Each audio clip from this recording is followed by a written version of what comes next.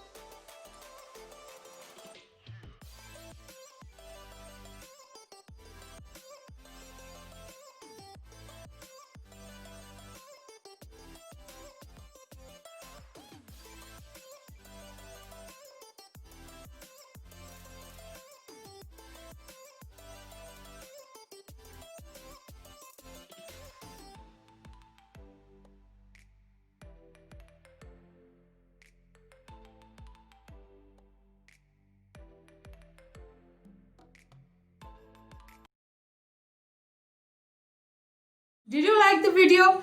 Please hit the like button, and if you want to give any feedback or suggestions, do mention in the comment section below and share it with your friends and family. Till my next recipe, bye!